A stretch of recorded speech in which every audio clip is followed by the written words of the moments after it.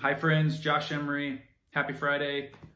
Today's vlog, better communication, fine-tuning those skills to know when it's an important conversation to present well and to listen well. This came up in like 3 of my sessions this week where couples were complaining about a conversation turning into a fight, and we unpacked it and we kind of identified, oh, these are the things that are happening and here's how to fix it. So oftentimes what leads to conflict is someone shares something and the other person isn't prepared to listen in a way that the other person, that the speaker needs them to. So we have speaker and listener. So I've shared something and I want my partner to understand what I'm thinking and I'm feeling. But if I don't set it up that way, they might just think that this is like a tennis match of conversation where we're going to bat this idea back and forth, and they might just start sharing their own opinion. Or what's worse is when we share something as a problem or a thought and the other person wants to fix it or criticize it, and it steps all over our feelings and we get hurt and upset, and then we think, you never are listening to me, you don't understand me. This happens most of the time from females sharing something with a male who doesn't understand what the female is really looking for or needing in that conversation. So here's how we set it up better. You would say, most of the females, but not all, and sometimes men, this is something I want to share, and I want you to understand my feelings and my thoughts before we move into yours or problem solving or planning anything. Okay, because the guy's brain like automatically goes to problem, identify the problem, fix it, and present it.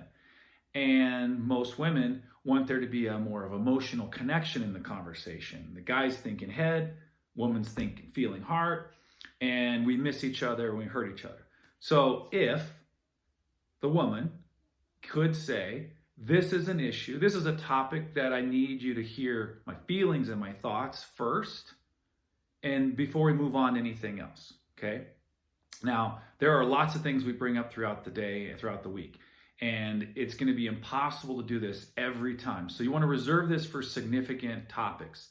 The rest of the time, you're going to have to be willing to hear like a bit of the ping pong of ideas and critiques back and forth. But the ones that are significant to you, you want to set up this way, okay? So I'll say it again.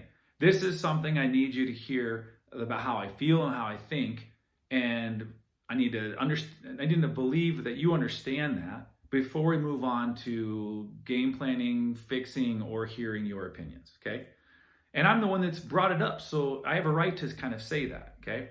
So listener listens to what that person is saying or thinking or feeling. So if it's the woman, she shares, hey, I'd like to share my thoughts about Mother's Day. And so we're on the same page and you know where I'm coming from. So she shares, I was hoping I could sleep in, be left alone for a little bit. Then we have breakfast, and then I have an afternoon or some time to do something for myself that's restorative, and then we maybe have dinner together. Okay? That's my hope. The typical guy would be like, oh, well, I thought we would. No, shut up. It's not your agenda. This is not your idea. This is hers. So listen. So to listen well, we would say, okay, it sounds like you want sleep in, breakfast with the kids, restorative time by yourself, and all come back together for dinner. Great. And then we would say, is that accurate? Is that the day that you're at wanting, and those are your thoughts and feelings? And most likely, and she'd say, yes, that's accurate. Okay. Then we can move on to game planning or delegating or whatever. But you don't want to jump into that before you make sure the other person feels understood and heard. This is by far the most common communication challenge that I see between men and women, that women communicate with the desire for connection, and they judge and evaluate connection by emotional connection, and men typically are thinking rationally and critically, problem solving, and they stay in their head versus their heart, and we miss. So the guy's thinking, oh, problems, solutions, logistics, let me take care of this. And in that process, she doesn't feel connected because there's no emotional, empathetic exchange. So for the guy, you don't have to be all emotional. You need to be more emotional probably than you are, but you want to identify what her emotions are. Let her know you hear those by saying, I hear you. I hear these emotions. I hear these hopes or these concerns or these fears. without opinion, without judgment, without problem solving, and you just let it sit there, okay? And say, that's what I hear. Is that accurate? And she'd probably say like, yes, like, oh my gosh, you heard me. This is incredible. Sometimes that's all it takes. Sometimes the follow through doesn't matter. It's just the desire to be heard and understood.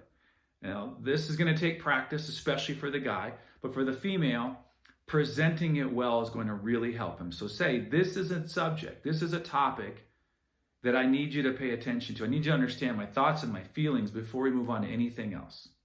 And that's the key. That's the indicator for the guy. You're like, oh, stop what you're doing, eye contact, listen, be able to pass the quiz afterwards that she is feeling or saying what, and let her know you hear and understand that. Now, you might not agree with it, you might not like it, but those are different subjects. Like, keep that to yourself.